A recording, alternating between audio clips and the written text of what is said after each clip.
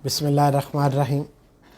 This is Javed Noor Tamra, chairman Sialkot chamber of education और general secretary serving school alliance Pakistan. अस्सलाम वालेकुम तमाम साथियों को, सुनने वालों को। अल्लाह ताला हमें अपने हिफ्ज़ व ईमान में रखे और हम अल्लाह का शुक्र अदा करते हैं कि कोविड के बाद हमारे स्कूल जो है वो नॉर्मल हालात में खुल चुके हैं।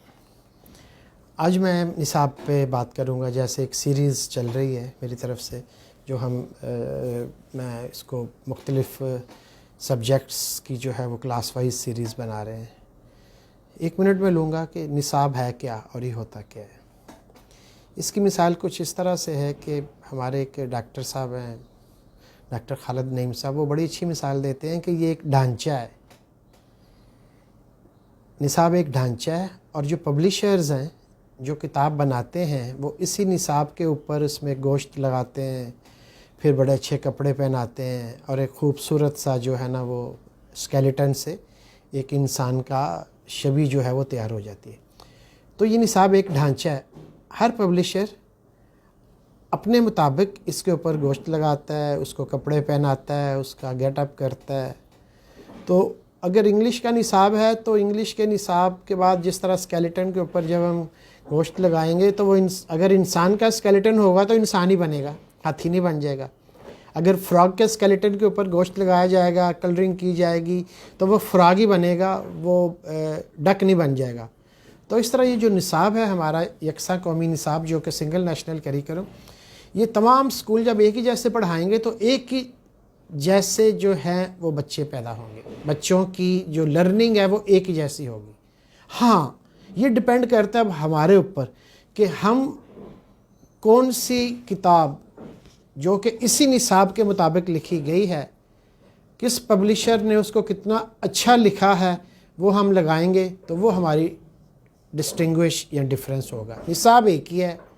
ऑक्सफर्ड ने भी, आफाक ने भी, कॉन्टेप ने भी, अलबाकियों ने भी, और गौहर ने भी, और पैरामाउंट ने भी, और जावेद पब्लिशर ने भी, इन तमाम साथियों ने इसी निसाब को सामने रख के किताब लिखनी है।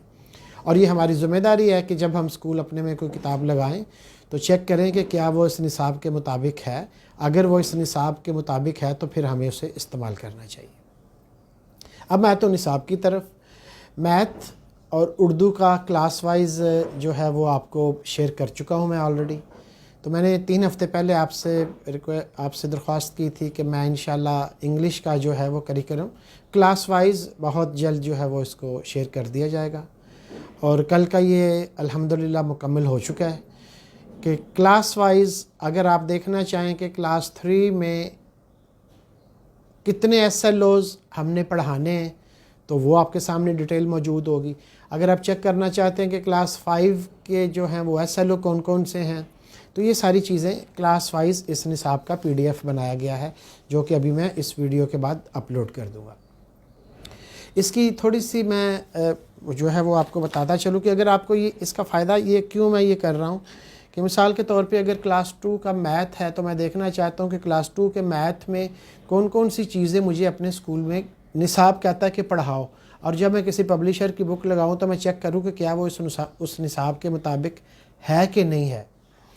और आपको पता चल जाए भी कौन से निसाब जो है क्लास 3 के निसाब में कौन कौन सी चीज़ें हैं, कौन कौन से SLOs हैं और किस टॉपिक पे कितने SLOs हैं।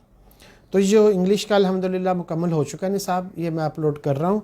और इसका एक और जो है वो ओवरव्यू मैं आपको दे दूँ कि इसमें 5 डोमेन्स जो हैं उनको टच किया गया है।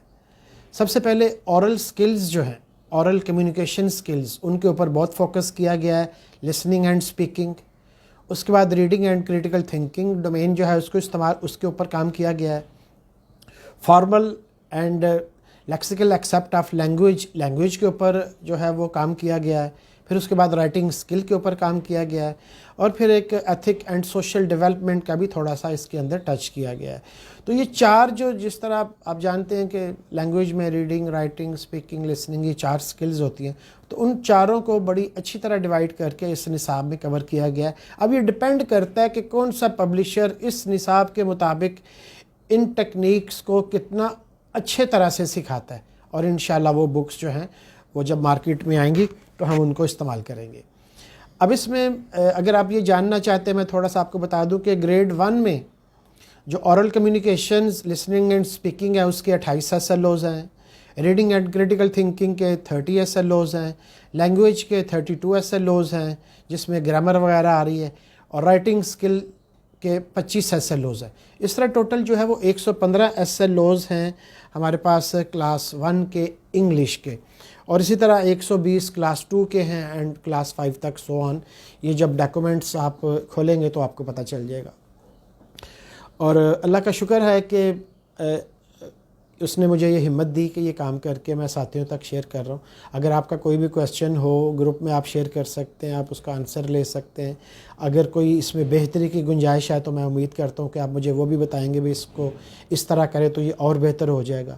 جو سب سے امپورٹنٹ چیز ہے وہ ہے SLO بیس لرننگ اور SLO بیس اسیسمنٹ۔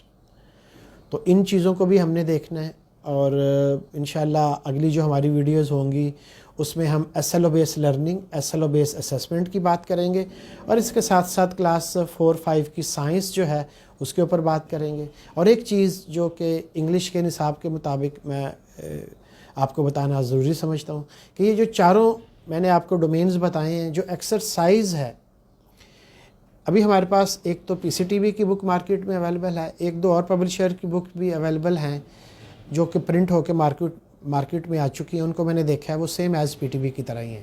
اس میں 4 ڈومین کے اوپر جو ہے نا وہ ایک سب سے پہلے جب بھی لیسن شروع ہوتا ہے تو ایک سٹوری ٹیلنگ یا لسننگ اینڈ اسپیکنگ ٹائپ جو ہے نا وہ بچے اس کے اوپر اپنا جو ہے نا وہ کریٹیو کریں، سوچیں بھی پکچر میں کیا ہو رہا ہے۔ تو ہر لیسن کے شروع ہونے سے پہلے یہ ہے۔ اس کے بعد لیسن پڑھنے کے بعد جو ایکسرسائز ہے وہ لینتھی ہے۔ پہلے نصاب جو ہماری پہلے ٹیکسٹ بکس تھی اس میں ٹیکسٹ لمبا تھا، ایکسرسائز تھوڑی تھی، جبکہ اس نصاب کے مطابق جو بکس آ رہی ہیں یا ان کا جو تھیم ہے وہ ٹیکسٹ تھوڑا ہے لیکن ایکسرسائز اور کام کرنے والا زیادہ ہے۔ اور یہ 4 ڈومینز کے اوپر پوری کلاس 1 سے لے کے 5 تک 4 ڈومین کے اوپر جو ہے نا وہ ایکسرسائز جو ہے وہ کور ہو رہی ہے۔ سب سے پہلے A پارٹ جو ہے وہ اورل کمیونیکیشن کا ہے تمام ایکسرسائز میں، B پارٹ جو ہے وہ ریڈنگ اینڈ کریٹیکل تھنکنگ کا ہے، اور C پارٹ جو ہے وہ لینگویج فوکس ہے، اور D پارٹ جو ہے وہ رائٹنگ ہے۔ تو کلاس 1 کی چاہے کسی بھی سبق کی ایکسرسائز ہو اس میں یہ 4 ٹاپک کور کیے، ان 4 ٹاپکس کے اندر ہی آپ کی ایکسرسائز مشتمل ہے۔ اور اسی طرح کلاس 1 سے لے کے 5 تک جو ہیں تمام لیسن کی انگلش کی بات ہو رہی ہے، جو ایکسرسائزز ہیں وہ ان 4 ڈومینز جو کہ ہمارے نصاب کا حصہ بھی ہیں ان کے مطابق ہی ایکسرسائز جو ہیں وہ بھی بنائی گئی ہیں۔ تو میں امید کرتا ہوں کہ آپ میری رہنمائی بھی کریں گے، اور اگر کوئی چیز آپ کے